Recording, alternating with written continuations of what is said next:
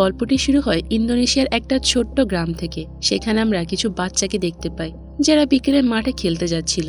যাওয়ার আগে অবদি নামের একটা বাচ্চার বাবা তাকে সাবধান করে দিয়ে বলে যে অন্ধকার নামার আগে কিন্তু অবশ্যই বাড়ি ফিরে আসবে। সব বাচ্চারা তখন বলে যে ঠিক আছে আঙ্কেল, আমরা তার আগেই ফিরে আসবো।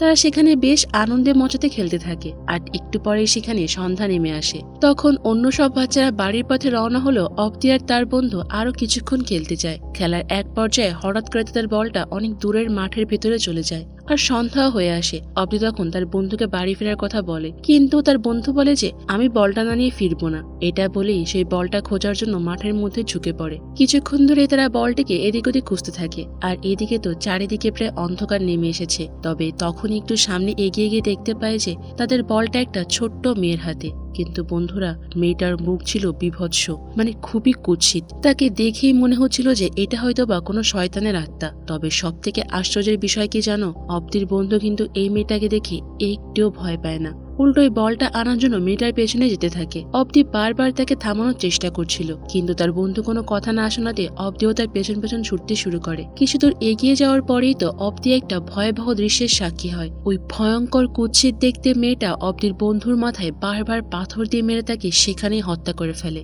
এমন একটা দৃশ্য নিজের চোখের সামনে দেখার পর তো অবদি ভয় পেয়ে দৌড়ে গ্রামে ফিরে যায় আর চিৎকার করে সবাইকে ডাকতে থাকে। সবাই তার কথা শোনাতেও ছেলেটিকে খুঁজতে বেরিয়ে পড়ে, কিন্তু অবদি যেখানে এই ঘটনাটার কথা বলেছিল সেখানে তারা কাউকেই পায় না। আর তারপর অনেকক্ষণ খোঁজাখুঁজি করে তারা নদীর ধারে একটা পাথরের উপর সেই শিশুর মৃতদেহ দেখতে পায়। এই ঘটনায় পুরো গ্রাম ভয়ে আতঙ্কিত হয়ে পড়ে। তবে ওই মৃত শিশুটির বাবা বারবার মনে করছিল যে অবদি হয়তো বা তার ছেলেকে হত্যা করেছে, কারণ সব সময় তার ছেলে অবদির সঙ্গেই থাকতো। তার ধারণা ছিল যে নিজের অপরাধ ঠেকতে অবদি শুধু শুধু এই গল্প বানাচ্ছে। তো ঠিক তখনই আবার গ্রামের এক প্রভাবশালী পরিবারের একজন সদস্য সেখানে চলে আসে আর বলে যে তুমি শুধু শুধু এই ছোট্ট একটা ছেলের উপর দোষ চাপাচ্ছ।